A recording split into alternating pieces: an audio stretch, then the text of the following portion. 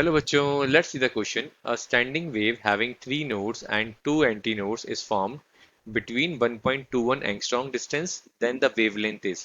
तो बच्चों यहाँ पे आपको वेवलेंथ फाइंड करनी है, ठीक है। तो वेवलेंथ फाइंड करने के लिए आपको जो क्वेश्चन में इंपॉर्टेंट चीज रखी है वो तीन नोड बन रहे हैं एक वेव के अंदर और टू एंटी नोड बन रहे हैं। तो एक बार इसको हम ड्रॉ करके देखते हैं बच्चों, ठीक है।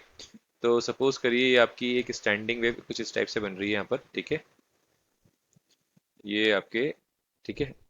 तो ये वाले पॉइंट जो होते हैं बच्चों क्या होते हैं हमारे, इसको मैं थोड़ा सा और क्लियर कर देता हूँ जिससे कोई डिस्टरबेंस ना हो, आपको कंफ्यूजन क्रिएट ना हो, ठीक है। तो सपोज करिए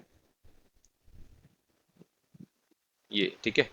तो यहाँ पर देखिए ये तीन पॉइंट, देखिए ये तीन पॉइंट क्या होंगे बच्चों, इस पॉइंट को क्या बोलते हैं अपन, नोड बोलते हैं। जहाँ पे डिस्प्लेसमेंट जीरो होता है उस पॉइंट को क्या बोलते हैं बच्चों, नोड। तो यहाँ पे कितने नोड बन रहे हैं बच्चों, देख सकते हैं आप तीन नोड बन रहे हैं। तो यहाँ पे हमारे थ्री नोड्स फॉर्म हो रहे हैं, क्वेश्चन के अकॉर्डिंग कितने नोड बन रहे हैं यहाँ पर, थ्री नोड।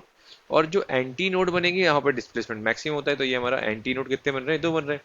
तो क्वेश्चन के अकॉर्डिंग यहाँ पे हमारे कितने नोड्स शो हो रहे हैं इस डायग्राम के अंदर, थ्री नोड शो हो रहे हैं और दो एंटी नोड शो हो रहे हैं, ठीक है। तो की कंसेप्ट क्या लगेगा बच्चों यहाँ पर, तो यहाँ पर की कंसेप्ट लगेगा कि जो आपके पास बेसिकली लेंथ होगी, ठीक है। अब देखिए लेंथ क्या होगी बेसिकली, ठीक है, वही तो वेवलेंथ के इक्वल होगी, क्योंकि यहाँ पे कितने कवर हो रहे हैं बेसिकली, देखिए ये L basically lambda by two और फिर ये lambda by two, lambda by two lambda by two किसके इक्वल हो गया, लैम्डा के इक्वल हो गया, ठीक है। तो ये हमारे लैम्डा के इक्वल हो गया, lambda by two plus lambda by two किसके इक्वल, लैम्डा के इक्वल। तो जो लेंथ होगी वही हमारी वेवलेंथ के इक्वल होगी। अब हमारे पास जो लेंथ है क्वेश्चन में कितनी रखी है, 1.21, 1.21 कितनी रखी है बच्चों, वो हमको दे रखी है 1.21 एंगस्ट्रॉम, ठीक है, ये हमको दे रखी है। तो यहाँ पे हम लैम्डा की वैल्यू कितनी पुट कर सकते हैं, 1.21 एंगस्ट्रॉम।